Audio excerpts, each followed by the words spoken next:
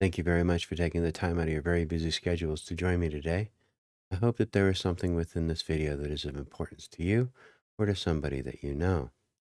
Please like, subscribe, and share, as with YouTube it helps the analytics.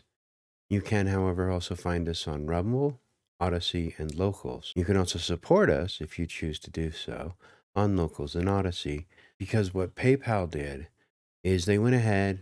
We all heard, I don't know if you heard about it. They were going to charge $2,500 for misinformation. And they went ahead and said they were just, oh, that was a mistake. They actually still stuck that into their policies. So we use Stripe, which again, that's Locals and Odyssey both use Stripe. We don't use PayPal. I highly recommend that you consider canceling it because, again, they reserve the right to charge $2,500 for misinformation. This is also kind of the topic of today's video. Today I wanted to start, basically, both of these are kind of an October surprise. One of which had been dated for October 7th of this year. And I know with the election just literally around the corner as I put these together. And it calls to mind Ronald Reagan saying our freedoms are only guaranteed till the next election. And I'm thinking, well, what happens if we go past that point? I feel we're past that point with these two things I'm going to cover. I'm most likely going to split the episode up for YouTube and Rumble into two separate episodes. One, because it'll help the analytics. I'm probably going to post the full video on both Locals and Odyssey. But these were really big. Come on, I feel Alex Jones, half the time his conspiracies are right because he's telling you what's saying. I've made a couple of predictions on here, and I am actually concerned as an American. We are under a stricter dictator, fascist, with what is in the second part of this episode, which is The Intercept, and everybody's heard, I'm sure you've heard about it by now. I'm going to go ahead and look into it as well if you haven't had the chance.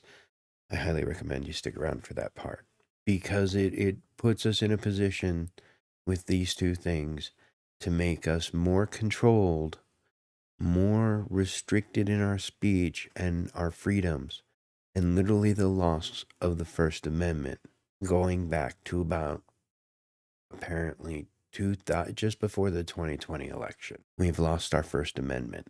It explains why people will be banned on Twitter. I'm sure YouTube is knotted up in this as well, and why people will get dinged or a strike or just disappear for no reason, no way to fight it. If the government had something to do with it, it would explain a lot. These two things together continue to show that the federal government, basically, if you don't consider Biden or whatever Democrat president is in office the ultimate authority and follow what they tell, then you are a domestic extremist. This is why I have the United States flag behind me, why I'll fly the Betsy Ross flag. These have both been declared extremists by the Department of Justice. Just like parents who object to CRT being taught in schools, and it's all parents, and we'll find out a little bit more about that as I go into this, is on a federal watch list of some form or another. I have covered in my last episode about how they're going to use racial justice for the tax code, how being a domestic extremist, they're not rounding up people yet. So the question becomes, how long before they do? The Red Sermon was like pretty much the very beginning of the declaration of the Biden Empire. I don't know how many people have watched Star Wars, the Clone Wars, but it's a perfect example of how somebody can take a democracy and turn it into an authoritarian regime, a dictatorship, just like that. And then once they have the power, they're not likely to give it up. Now that the government has locked us down for COVID, what's to say to stop it?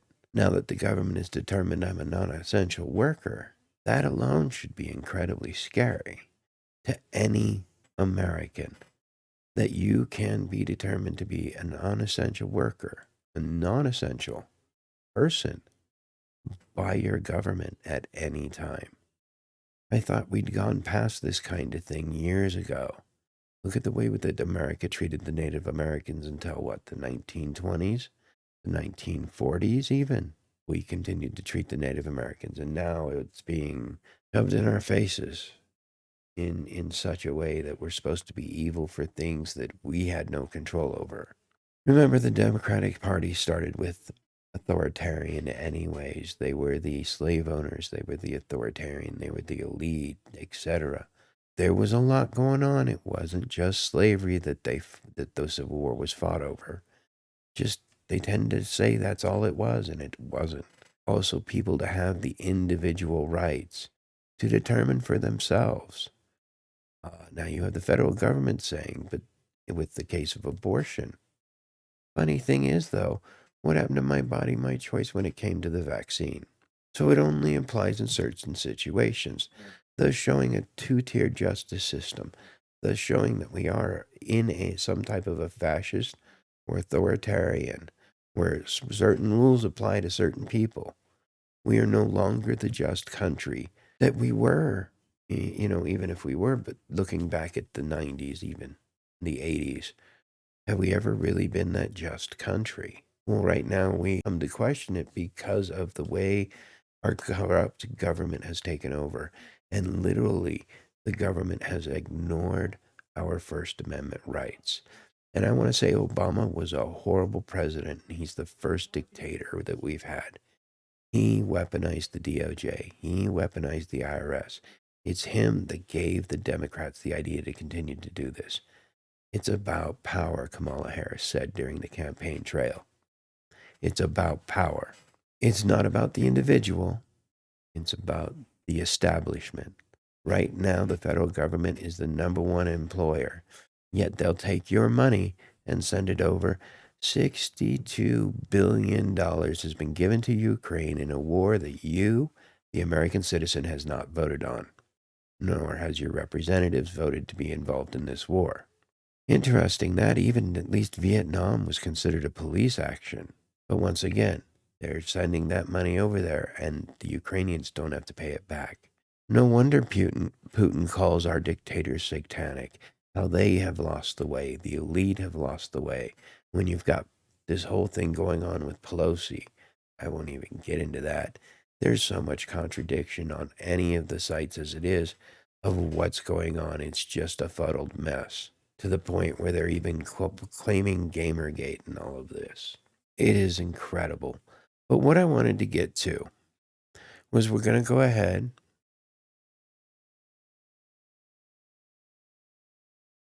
I want to start with this. The National Security Memorandum, Partial Revocation of Presidential Policy Directive 28. This is not something the American people voted on. This is something that was put together specifically, Policy Directive 28, by the Obama administration. Thanks to Bush, with the Patriot Act and the removal of our rights, if the government should decide we're a terrorist, so the suspension of habeas corpus. Look at the people in January 6th. There are still people there for minor trespassing, something Pelosi has admitted she wanted to have happen. So this was something that Barack Obama put in himself, and this is Biden changing it. Now, the interesting thing is this has already been sent out. It was October 7th. It's been disseminated. The executive order of October 7th, 2022, enhancing safeguards for United States signal intelligence activities, established enhances safeguards for the United States signal intelligence activities that supersede the safeguards for personal information collected through signal intelligence established by Presidential Policy 28 of January 17th, 2014. Some people have already said this goes back to 2018 with Trump. No, this goes back to Obama in 2014. Man, when I heard about this in 2014, I remember commenting how this is bad to have the government be able to control the media. It gets even worse now. Because again, you didn't vote on this. This is Biden signing an executive order, making it law. This is where, by the way, this is where the IRS will be able to collect that information it's not supposed to. Is because of this right here. And I'll get more into it here. And you'll see specifically why when we hit section 1. The executive order establishes enhanced safeguards recognizing signal intelligence must be conducted in a manner that takes into account that all persons should be treated with dignity and respect, regardless of their nationality or whatever they might reside, and that all persons have legitimate privacy interest in the handling of their personal information unless it's for criminal activity documentation, then they're allowed to override and collect all this. Well, if the government has you on a list as being a domestic terrorist, all of what I just read don't apply. Mean nothing. Because of this specific order here. Again, when I get to section 1, you'll see why. In addition, signal intelligence activities presents the potential for national security damage if improperly disclosed. Therefore, it is essential that maintaining the policy process refined by section 3 of PPD 28 and the supplement by the classification annexed in PPP 28, under which national security policymakers considered carefully the values of signal intelligence activities in our national interest. That's where the domestic terrorist comes in, and the risk entailed in conducting these activities.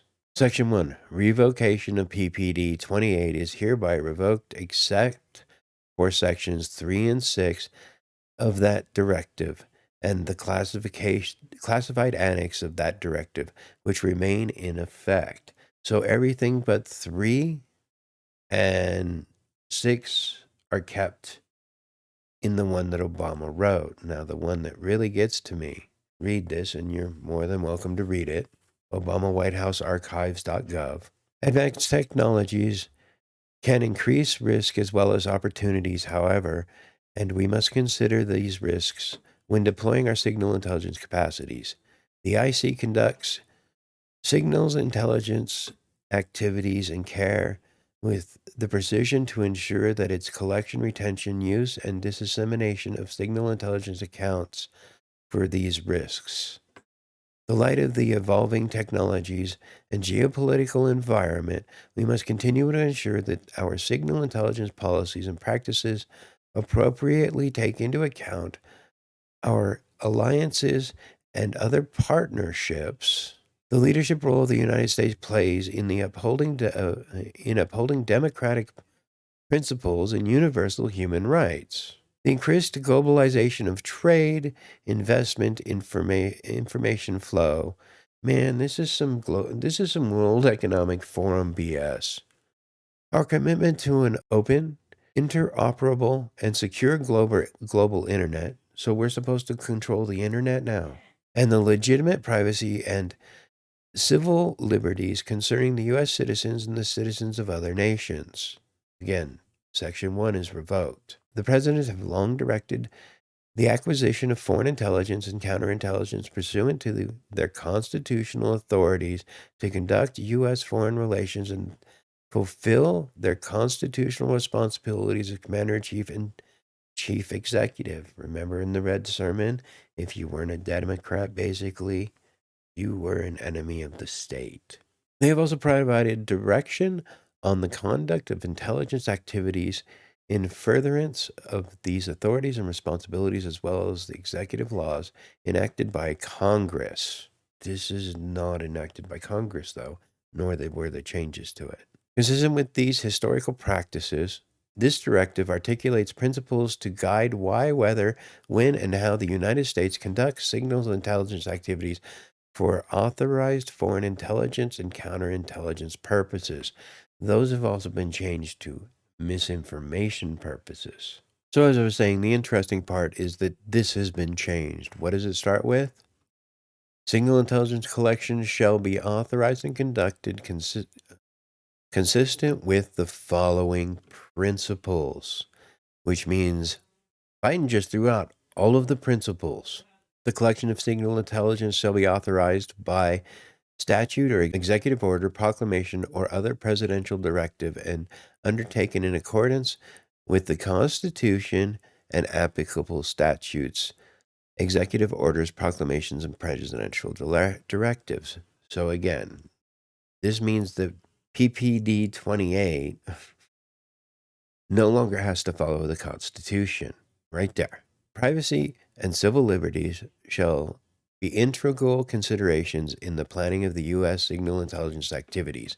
Again, this part is no longer applicable.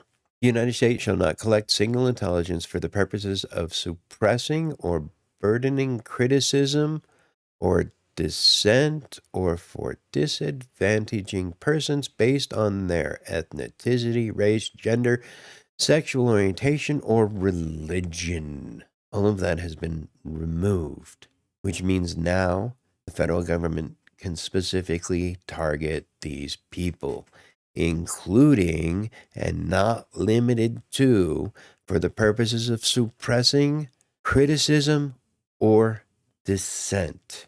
This is why what The Intercept posted, which is proof of exactly this, has been going on since 2018, which means even without authorization, they've been doing it. Now they're just putting on a face what they've been doing. Like the Department of Information, that lady she resigned, but they said, no, we got something else for you to do. Turns out now we know what she's been doing. She's been able, well, we'll get more into that. So as you can see here, they can now target you based on your religion, which would mean conservatives. Go figure.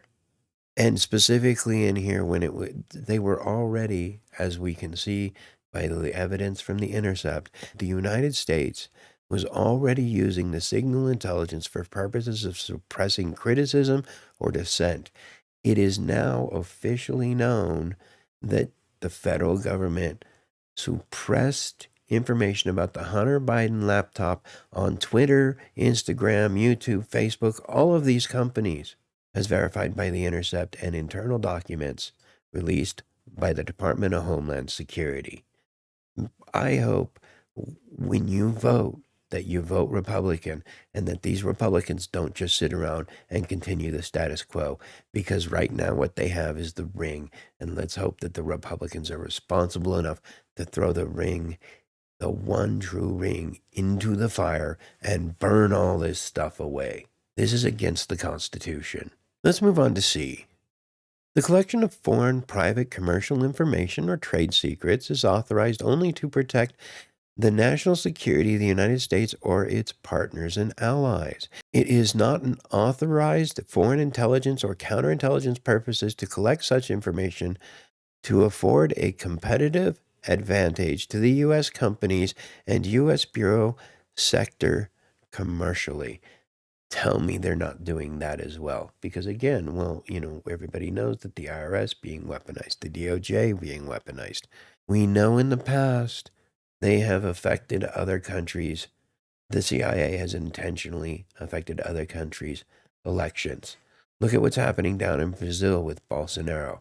Who's to say the United States government didn't have something to do with that? Because Bolsonaro is an right-wing conservative. Signal intelligence activities shall be tailored as feasible. Again, well, now it's just how they see fit. It goes back with what I was just talking about in my previous episode about how they're going to use it, despite what the laws are, even to collect information about people and your taxes and how to apply tax laws or even tax policies to that. Because again, policies you don't have to vote on. They don't have to be voted. They can just be implemented, much like this directive. And it's changing. And then, of course, Section 4, totally removed. What does Section 4 cover? Safeguard personal information collecting through signal intelligence. And the first paragraph reads, all persons shall be treated with dignity and respect regardless of their nationality or wherever they might reside, and all persons have legitimate privacy interests in the handling of their personal information. This includes that they'll get into they have now decided they have the right to know about the UK, anything on the internet. They can go ahead and either scrape the data or just outright collect the data on the internet and apply it to everybody, kind of like how Facebook has been doing. U.S. signals intelligence activities must therefore include appropriate safeguards for the personal information of all individuals, regardless of the nationality of the individual to whom the information pertains and where the individual resides. So again, all of that has been removed. There is nothing stopping the federal government from collecting individuals' information, period, end of story, and exploiting it in any means necessary, especially if you happen to be a political dissident or what they decide is a political dissident. Now, what's interesting also is when you look at number 6, nothing in this directive shall be construed to prevent me from exercising my constitutional authority, including as Commander in Chief, Chief Executive, and in the conduct of foreign affairs, as well as my stationary authority. Specifically, again, this was Obama who wrote this, or Obama. So, with that, I don't know if this is the best place to end it. I'm going to go ahead, um, split it up here. I will keep it as one video together on Locals and Odyssey. But I'm going to split it up here for hopefully catching the YouTube analytics favorably. With that, I want to say thank you very much for taking the time out of your very busy schedules to join me. Leave a comment down below. Please like, subscribe, and share, as this also helps promote my channel. United we stand, divided we fall. God bless you, and God bless America.